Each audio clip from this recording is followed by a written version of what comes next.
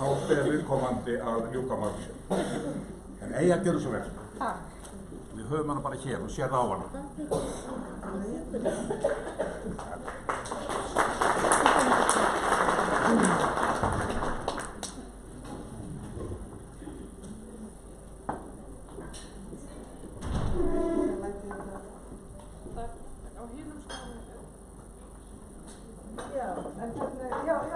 Ég sé það. Já, komið sæl og ég þakka kærlega fyrir að hafa verið boðin hingað. Mjög gaman að koma og sjá hvað eru margir og ég hlakka mikið til að fræðast af fleiri ræðumönnum hérna. Nú þessi spurning réttlætanlegt að taka ráðin af fullorðnu fólki. Sko ég kannski að byrja að taka það fram að ég sem heimspekingur lítið á þessum skyldu mína að vekja fleiri spurningar heldur en ég svara og því miður þá get ég ekki matreitt fyrir eitthvað svona þægilegt og einfalt svar við þessari spurningu. En vona ég muni vekja einhverjar spurningar og svona hugleiðingar. Nú svo ég auðvitað ekki með neina sérþekkingu á geðheilbrigðismálum fólks með þroskahömlun eða einhverfu og reikna nú með að þessi mörg hérna inni sem eru mun fróðari þau en ég, þannig að ég ætla ekki að fara að tjá mig sérstaklega þau mál, enda var ég þá örugglega fljóta og þau af vantekningu mína. En ég vonast til að geta eitthvað sagt ykkur hluti eins og sjálfræði og fleira sem kemur við sögu þegar þessi mál eru hugleidd og sérstaklega þessi spurning.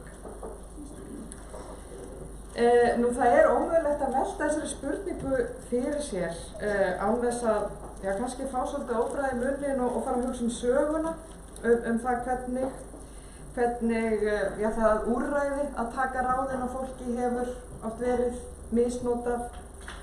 Ráð hafa verið tekin af fólki víðsvegar heiminn í aldanna rás með skelfilegum afleiðingum.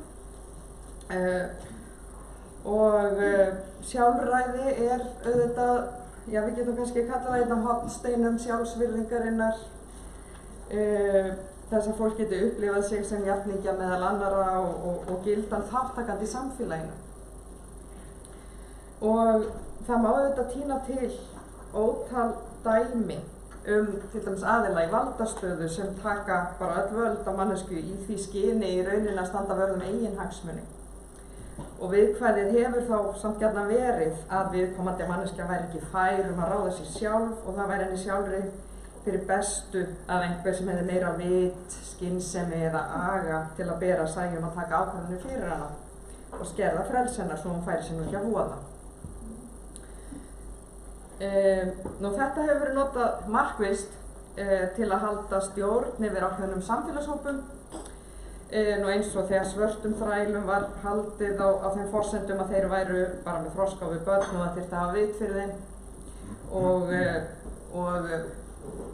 svipað hefur verið gert af nýlenduherrum víða sem hafa talið sig þurfa að hafa heimil og frumbyggjum á þessum forsendum.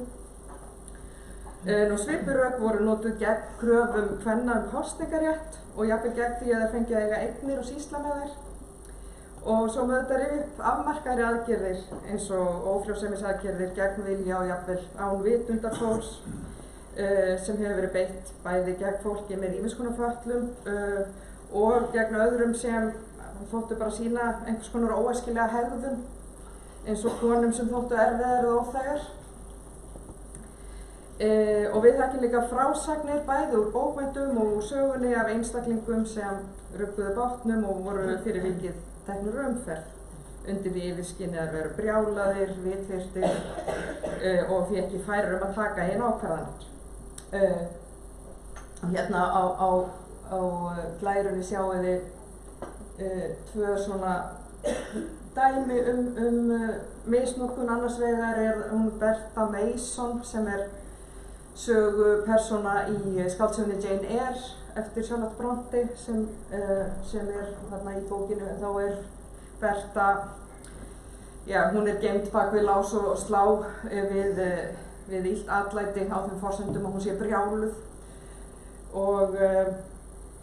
Og hins vegar Alan Turing sem var látin undirgangast geldingu með lyfjum á 7. áratug síðustu aldar í Bretlandi vegna þess að hann var samkynhneigður.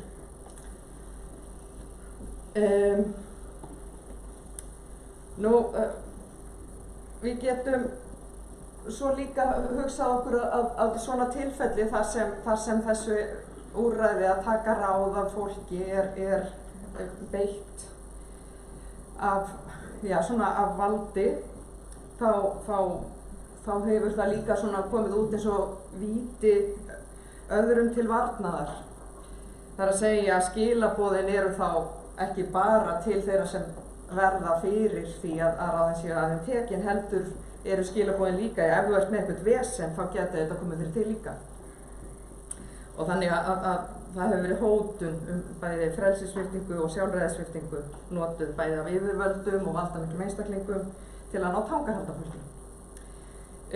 Og fólk hefur þá kannski hugsað, það þá skömminni skárra að hlýða bara en að eiga hættu á að lenda í slíkum hremmingum. Og ég nefni þetta alltaf því að það ekki hægt að velta því fyrir sér, hvort og þá hvenær það getur verið réttmætt að taka ráðina fólki án þess að vera meðvituð þessa misnotkun á slíkum úrræðum eða möguleikann á slíkri misnotkun. Hins vegar þá held ég að það sé ekkert mjög erfitt að hugsa sér einhverjar kringumstæður þar sem réttlætanlegt að taka ráðina fólki. Einhver slík dæmi, það er svona réttlætanlegt og jafnvel æskilegt og mikilvægt. Hugsaum okkur til dæmis að einhverju hefði verið laumað í kaffið sem ég drakk áðan og einhverju ólifjan og ég hefði orðið bara kolrugluð og væri núna við það að fara að henda mér út úr gluggann. Þá eiginlega vona ég að þið myndu taka af mér ráðin og stoppa mig af. Þannig og það er hægt að hugsa upp endalaus einhver svona dæmi. Þannig að, auðvitað stundum undir einhverjum kringumstæðum réttlætanlegt að taka ráðina fólki. En erfiða spurningin svo auðvitað, hvenær eru þær kringumstæður og hvaða skilyrði þarf að uppfylla og hvernig getum við vitað að við séum í þeim aðstæðum að það sé rétt að taka ráðin af manneskjum. Við hvað getum við miðað? Það dugar alls ekki að miða bara við það að viðkomandi hegði sér ekki skynsamlega. Flest, allavega ég og ég held að margir aðrir og jafnvel flestir eða allir geri alls konar hluti sem eru bara mjög langt frá því að vera skynsamlegir og þótt við sjáum oft eftir þeim þá mikilvægt að við höfum öll okkar frelsi til að gera alls konar vitleysu. Ég verð að hafa frelsi til að éta yfir mig á óhollum mat og fara seint að sofa og mæta svo syfjuð og úrýtli vinnuna daginn eftir og bara svona almennt til að standa í alls konar klúður og gera mistök. Og þó að ég geti orðið alveg miður mín yfir einhverju mistökum sem ég hef gert og óska þess að ég hefði frekar gert eitthvað annað, þá væri það einhvern veginn enn verra ef það væri alltaf einhver hangandi yfir mér sem tæki fram fyrir hendurnar á mér. Það ekki heldur hægt að miða við að einhver hegði sér af minni skynsemi en vanalega eða minni skynsemi en gengur og gerist hjá flestum. Dæmi sem dettur í hug fólk sem nýlega orðið ástfangið, það hegður sér stundum mjög óskynsamlega og ég hugsa við þekkir að flest hafa hrist hausinn yfir mjög svo undarlegum ákvörðunum ástfangina vin okkar, jafnvel velti fyrir okkur hvort það verður ekki hægt að stoppa það einhvern veginn af. Og svo höfum við kannski mörg sjálf tekið slæmar ákvarðanir í slíku ástandi sem við höfum síðan séð eftir, en það væri tæpast æskilegt að fara að svipta fólk sjálfræði hvert sinn sem er ástfangið. Sem sagt, þá dugar ekki að draga mörkin við óskynsamlegar ákvarðanir eða viðkomandi sé við það að fara að gera einhver mistök. En hvað getum við þá með það? Og hvað er það sem við þurfum að huga af? Hvað er það sem er í húfi? Og það sem veldur því að hugmyndin að taka ráðin af fullorðnu fólki truflar okkur líklega fyrst og fremst okkur annt sjálfræði. En hvað snýst þetta sjálfræði? Og ég ætla að nefna hérna 4 mismunandi leiðir til að skilja sjálfræði. Í fyrsta lagi höfum við það sem við getum kallað vald yfir eigin lífi, kannski svona sjálfræði í bókstaflegum skilningi á íslensku, að ráða okkur sjálf. Manneskja sem er sjálfráð í þessum skilningi er höfundur eigin lífs, hefur fullt frelsi og vald til að gera það sem hún vill og hún er óháð ytri þvingunum. Í öðru lagi getum við skilið sjálfræði sem svo að það einkennist af frjálsum vilja. Það er að segja sjálfráð manneskja er þá sú sem hegðar sér í samræmi við frjálsan vilja sinn. Ákvarðanir hennar og athafnir stjórnast af viljanar sem er frjáls og óháður ytri þvingunum. Og það sem einkennir munin á skilningi 1 og 2 hérna er að fyrri skilningurinn einblínir á ytri þætti. Hvaða reglur gilda, hvaða aðstæðum er viðkomandi í þegar kemur að því að taka ákvarðanir. En seinni skilningurinn snýst meira innra sjónarhorn og upplifun manneskjunnar. Getur hún tekið sínar ákvarðanir í friði? Í þriðja lagi höfum við þann skilning á sjálfræði að það snúist að geta byggt ákvarðanir sínar og athafnir á því sem kemur út úr gagnrýninni sjálfskoðun. Og athöfn mín er þá sjálfráð ef hún samrýmist markmiðum mínum, gildum og löngunum sem birtast mér við ígrundum. Og sumir hafa haldið fram að það að vera fær að stunda sjálfskoðun af þessu tagi sé í rauninni forsenda þess að geta verið sjálfráð. Og það snýst þá meðal annars að geta velt fyrir sér mismunandi kostum og borið saman við eigin langanir og markmið eða eigið sálarlíf og það krefst á hæfni til að stunda ákveðna sjálfskoðun. Í fjórða lagi hefur svo verið talað tengslasjálfræði sem snýst að einstaklingurinn ráði sér sjálfur en samt sem áður gera hann það í ljósi tengsla sinna við annað fólk. Við getum verið háð öðrum í kringum okkur, varðandi ýmislegt, haft skyldum að gegna við aðra vegna þess að við erum hluta samfélagi og tengjumst öðrum manneskjum. Og við getum ekki látið eins og allar ákvarðanir okkar séu bara með öllu óháðar þessu tengslanetti. Það er gott að velta fyrir sér þessu mismunandi skilningi á sjálfræði til að geta átt okkur betur á því hvaða felur í sér að setja hömlur á sjálfræði. Hvenær erum við farin að skerða sjálfræði í mannesku, taka hann í ráðin? Og hverju þurfum við að hafa fullt vald yfir í eigin lífi til að við getum litið svo á að við höfum fullt sjálfræði. Ein leið sem hefur verið farin til að leggja mat á hæfni til sjálfræðis er að gera greinarmun á sviknum og ósviknum vilja eða sviknum og sönnum vilja.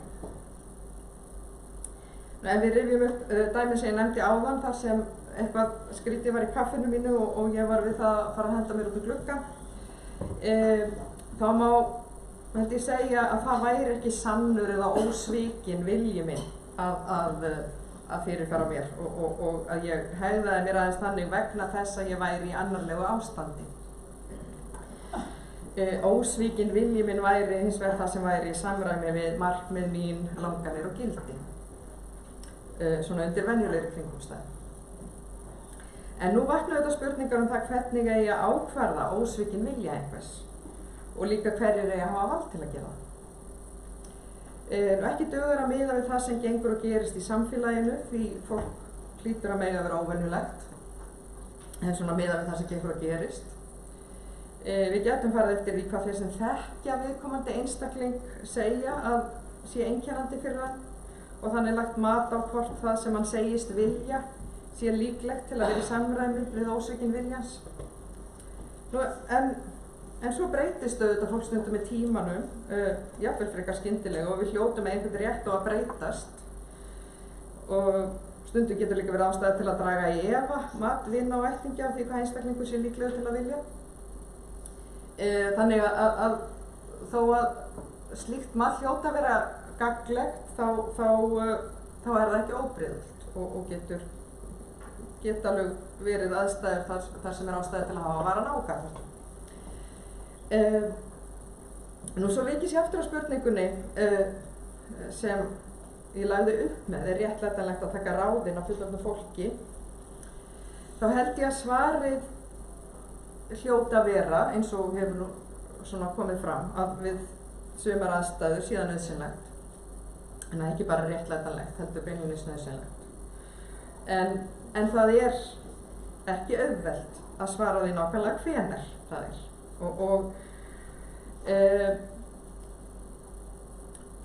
Það sem ég get, þannig að ég hef sennilega ekki komið að miklu gagni við að finna út úr því. En ég get nefnt nokkra þætti svona í lokin sem er mikilvægt að hafa í huga við slíkt mat.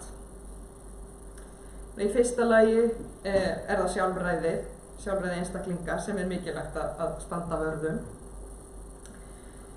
Og það er kannski svona það sem við þurfum að alltaf að hafa svona fyrir sjónum okkar. Þannig að það þarf eitthvað afar mikið að vera í húfi til að réttlæta mig í skerðingu og sjálfræði. Nú svo er það umhyggja fyrir velferð sem þarf alltaf að vera til staðar. Bæði velferð viðkomandi einstaklings og líka annarra sem máli varðar. Nú grundvallarafstaðan þarf svo að vera svo að bera skuli virðingu fyrir ákvörðunum fólks og þarf svona kannski að geta útskýra það frekar. Nú svo er auðvitað mikilvægt að sýna öllum hlutaðeigandi tillitssemi eftir því sem hægt er, en líka að aðrir sýni okkur og hver öðrum tillitssemi. Og svo er það samvinna. Við mögum ekki gleyma því að við lifum í samfélagi hvert við annað og góð samvinna er afar mikilvæg. Og ég er sjálfsagt að gleyma einhverjum fleiri mikilvægum atriðum, en ég er hérna að fylgjast með klukkunni, ég á alveg 2 mínútur eftir, en ég er að hugsa um að láta bara staðan numið við þetta og þakka fyrir mig.